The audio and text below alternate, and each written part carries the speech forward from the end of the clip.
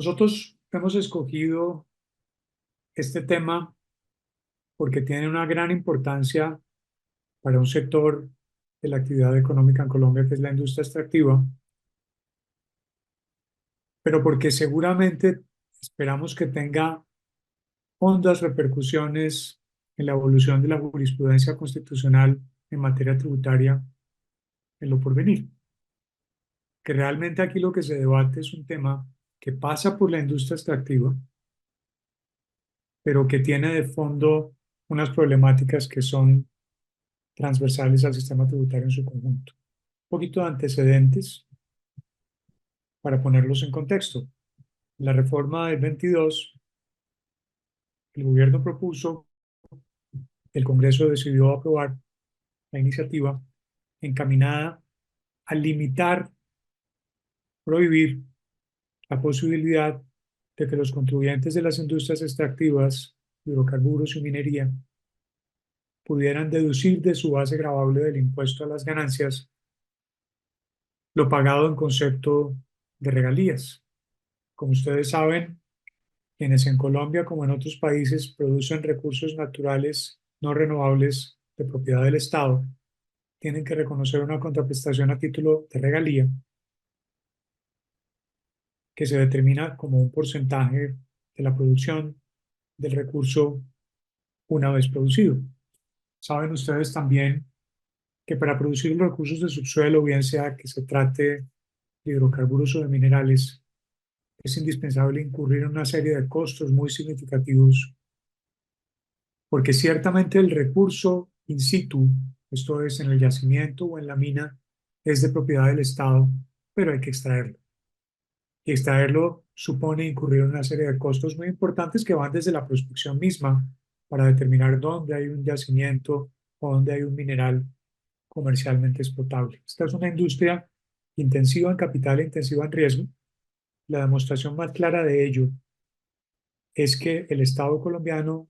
de tiempo atrás ha dispuesto una serie de mecanismos de la más variada índole para contratar con particulares o con el propio Estado a través de empresas dedicadas a este particular, como es el caso de Ecopetrol, la exploración y explotación de ese tipo de recursos del subsuelo, para tratar de, digamos, diversificar el riesgo y para poder atender los requerimientos de capital que requiere una industria como esta. Claro, las utilidades pueden ser muy importantes, pero hay que incurrir en unos costos muy importantes para poder acceder a esas utilidades.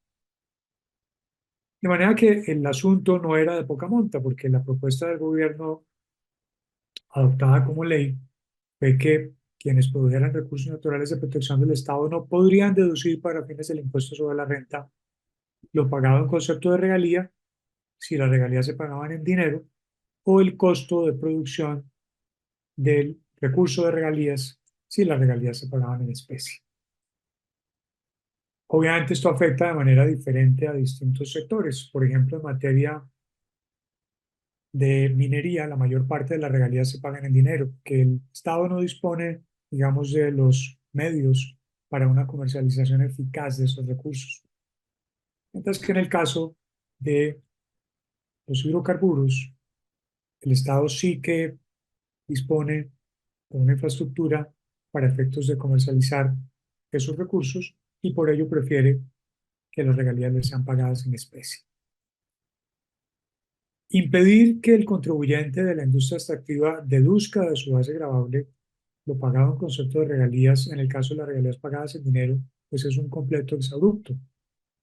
porque supone que el contribuyente termine tributando sobre unos recursos que ha producido y que no le corresponden, que le corresponden al Estado. Y en el caso de las regalías pagadas en especie, pues obviamente está claro que en el sitio de fiscalización, el operador del campo le entrega al Estado las regalías o la producción que le corresponde y toma para sí las que le son propias. De manera que realmente el hidrocarburo de regalías o el recurso de regalías nunca entra a formar parte ni siquiera de los inventarios del operador. Por esa razón, realmente el operador no tiene, digamos, un costo directamente asociado eh, que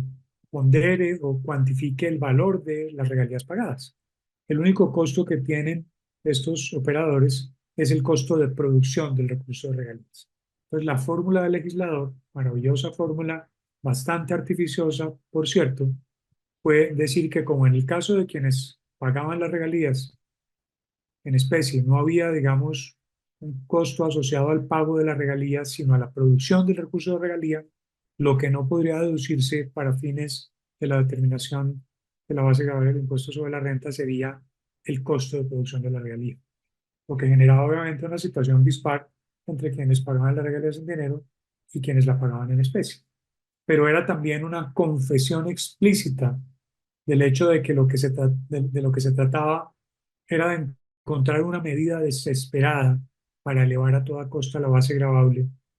de los actores de esta industria tan importante para la economía y para la estabilidad macroeconómica del país. Que nosotros hemos dicho siempre que la industria extractiva ha sido como la cenicienta de la economía colombiana, porque cuando necesitamos de los ingresos que produce, buscamos toda suerte de incentivos para fomentar las inversiones en exploración y demás, pero cuando estamos en un momento diferente, buscamos de alguna manera satanizarlo. Y ha sido fundamental para la estabilidad macroeconómica del país por lo que produce en materia de impuestos, por lo que produce en materia de regalías, por lo que genera en materia de empleo, inversión, etcétera, etcétera. Entonces, obviamente, una medida como esta era verdaderamente una medida arbitraria y desproporcionada dirigida a los contribuyentes de este sector de la actividad económica. De manera que lo que se debatió en esta demanda, que ya comentamos, y las repercusiones en otro tipo de demandas que presentará María Paula, era si verdaderamente el legislador podía establecer este tipo de límites y si verdaderamente este tipo de determinaciones se podrían o no enmarcar dentro de eso que se ha dado a denominar la amplia libertad de configuración del legislador en materia tributaria, que más o menos así expresada supone que el legislador puede hacer lo que a bien tenga. Pues bien, lo que la Corte ha dicho en esta sentencia es que la libertad de configuración del legislador en materia tributaria tiene límites y esos límites fundamentalmente están constituidos por el marco de principios constitucionales que trae nuestra Carta Política. De manera que ciertamente, si bien el legislador dispone de una cierta libertad para configurar la obligación tributaria en sus distintas manifestaciones, al hacerlo, al ejercitar, al ejercer esa facultad, debe respetar los límites que en este caso están constituidos por los principios constitucionales de derecho tributario. En este caso en particular, pues ciertamente la Corte ha señalado que, pues fundamentalmente, este tipo de disposición, que como he dicho al inicio, en este caso en particular se cierne sobre un determinado sector de la actividad económica, era de la mayor importancia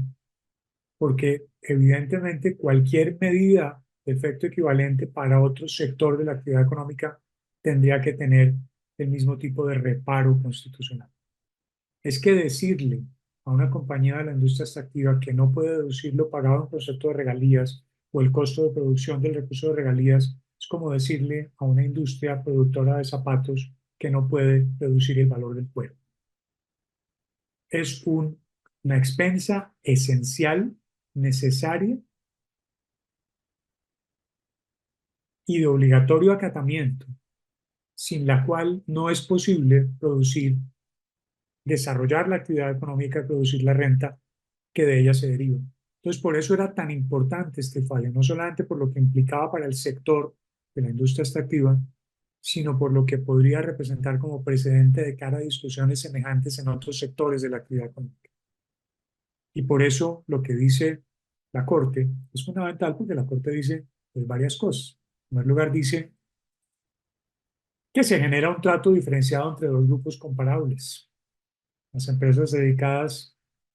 a la explotación de recursos naturales que pagan regalías en dinero y las que pagan en especie. También obviamente dice que aquí se compromete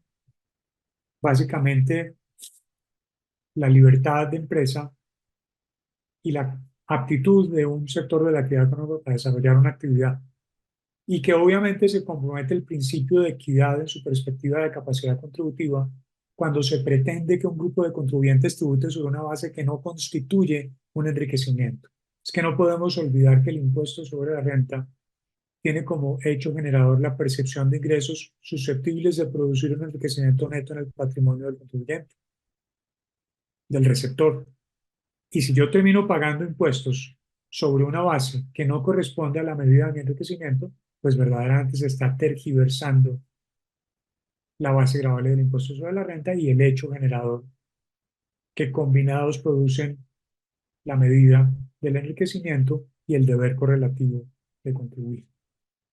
Dice la Corte también que las regalías que se pagan por la explotación de este tipo de recursos no son una erogación discrecional, sino que corresponden a pagos obligatorios en el cual no es posible desarrollar la actividad.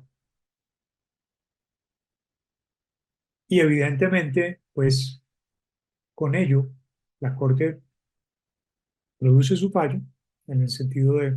declarar la inconstitucionalidad de este tipo de limitación precisamente por la violación de los principios constitucionales de derecho tributario a los que nos hemos referido. Hasta allí, digamos, el resumen sobre la sentencia. Lo que vendría ahora es especular un poco